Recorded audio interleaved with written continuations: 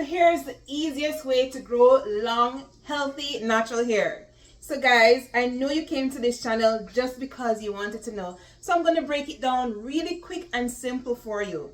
So to grow long, natural hair, you first need to focus on the health of your hair. Yes, you need to focus on doing those things that will make your hair at the optimal health. Then you can start retaining some length. So you'll hear me use terms. I'm really going to make this simple for those of you that are new to the natural hair community. So you'll hear me use terms like length retention, hair growth, moisturizing, deep conditioning, that sort of thing. And I'll explain what those terminology mean. They're self-explanatory, but I'll break it down as to what it really entails. So the first thing first you need to do is to assess your hair. Assess the health of your hair. Know where you need to focus on. For example, if your hair is dry, you know you definitely need to focus on getting your hair moisturized. If your hair is brittle, then you need to focus on getting your hair nice and strong and strengthened. If your hair grows really slow and it's not at the optimal hair growth rate that you should be having, based on your genetics, based on what you used to experience while you were younger, or based on overall factors, and you think your hair needs to be growing faster or more, then definitely focus on those areas. Now when it comes to hair, our hair love moisture. Moisture is your best friend. So you want to focus on deep conditioning your hair. Now when it comes to choosing deep conditioners, by the way, deep conditioner is a product that you use to really get your moisture in the strand, really lift the hair cuticle to get that product in there that will help to strengthen your hair, that will help to nourish your hair strand, and that helps your hair to last moisturized for a much longer time. So definitely consider deep conditioning. So when it comes to deep conditioners, you want to choose a deep conditioner that works with your hair porosity. What is porosity, Samantha? Porosity is how well your hair is able to absorb and retain moisture. For example, if you have low porosity hair, it means that your hair does not absorb moisture that well. So you then need to use a deep conditioner that has less protein in it, more moisture. And you also need to use a lot of heat with your deep conditioner to make sure that the cuticle layer of your strands are lifted to allow all that moisture in your strand. However, if you have high porosity hair, it means that your hair will get moisturized really quick and just get as dry just as quickly. You need to focus on deep conditioners or treatments that has protein in them, because what the protein does is act as a building block around your strand to really seal the follicle, sealing the moisture in your strand. So definitely go ahead and use those. So once you learn about deep conditioners, you experiment with what really works for your hair. You definitely, once you get the hang of it, you'll definitely see a big difference in terms of the overall health of your hair, thereby leading to length retention. I would recommend that you get a deep conditioner if you need to have high or low porosity, you have normal porosity, or your hair is just really okay. You just need to do regular deep conditioner. Get a deep conditioner that is protein moisture balance.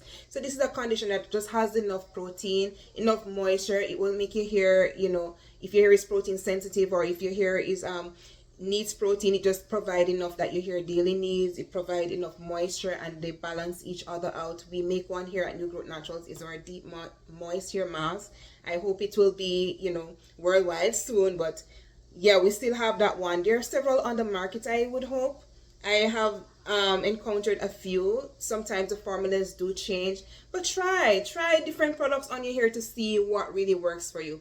Moving right along. So if you're deep conditioning your hair after every wash day, you shampoo, you deep condition your hair, and that how often you wash depends on you as a person. Personally, I like to wash my hair once per week or twice for the month. It depends on how itchy my scalp is. Sometimes I work out, my scalp tends to be really sweaty and it tends to itch. So I like to wash my hair more frequently. I don't always use a shampoo because shampoo tends to really dry the hair. So sometimes I do a co-wash, which is to basically use a conditioner to wash your hair, or a co-wash product. So there are products that actually are labeled as co-wash. So to limit the amount of, you know, dryness that my hair experiences. So probably once for the month I'll use a shampoo, and then for the other times I'll use co-wash. But the important thing is, once you're washing your hair, especially if you're using shampoo, deep conditioner. Use a deep conditioner. You'll never go wrong when you use a deep conditioner. I promise you that much. So After you wash and deep condition your hair, you want to get a very good moisturizing product to leave on your hair. It could be a leave-in conditioner, it could be a moisturizer, whatever it is, but you need to focus on what works best for your hair. And hear me out. Some products, they don't have a lot of oils and butters in them, and that's fine for a person with low porosity hair. It really absorbs in the strand, makes it nice and light and feels good and hydrated. But for high porosity hair, you want to use creamier, thicker products that will really seal that moisture in your strand. Also, when it comes to moisturizer, sorry, I'm perspiring, it's very hot.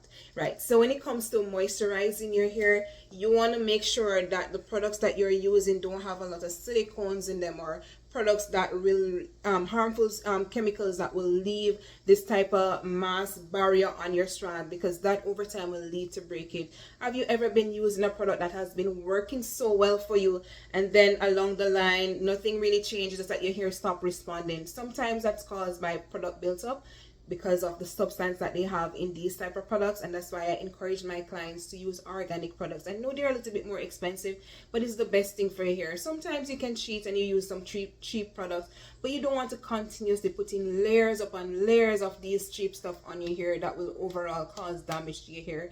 If long hair is not your goal, you just want it to be healthy and flourish, hey, do whatever you feel best. But for my girlies that want long luscious hair, definitely follow my advice. Once you wash, deep conditioner, moisturize your hair, you can go ahead and use a nice hair growth oil on your scalp. Rosemary is your best bet. When it comes to rosemary oil, it's as effective as 5% minoxidil, which is a hair growth stimulant, and that's really good. So once you're using that, you help to stimulate your growth. Another good oil is black Jamaican castor oil. When it comes to hair growth and thickening the hair, that is something that you can definitely incorporate in your regimen. If you don't like to use products on your scalp like myself, because sometimes my scalp gets really sensitive, you can incorporate these oils in your deep conditioners, in your leave-in moisturizers, stuff like that, and use it on your hair. You'll definitely reap the benefits just the same. Another tip that I want to leave with you is protective styles. Protective styles are those styles that keeps your ends tucked away from the elements. Your hair is tucked away, it's nicely done, neatly done, tucked away, it's not too tight. So you want to focus on those styles that don't put a lot of tension on the hair, those styles that allow you to still nurture and nourish your hair and your scalp. For example, my longtime favorite protective style is braids. I like to do mini braids, big braids, any form of braids with my own natural hair, and I'll keep it for a period of time, like anywhere from 2 to 3 months, even 6 months. Like now I'm wearing braids and it's like I had them in from January, so now it's May, and I don't intend to take them out until June. And had it not been for my natural hair show in June, on the 23rd of June here in Cayman, then I'll definitely leave them in. But I want to have a nice different hairstyle.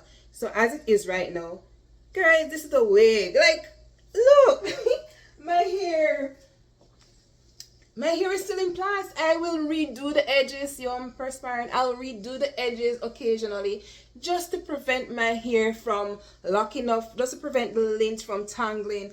But I have a lot of new growth. I'm not sure if you guys can see that. Look at that. If I put my finger there, you'll see that is 2 inches of new growth that I have there. What I do when I wear braids, I'm careful to still take care of my hair. So I'll still wash and deep condition my hair. I'll still moisturize my hair daily. Sometimes I don't need to do it. Let me put on back my wig. I just love the color of this thing. You guys know I'm not, is it on properly? Listen, I'm not used to wigs, but I really like them. Okay, so let's try that again. There we go.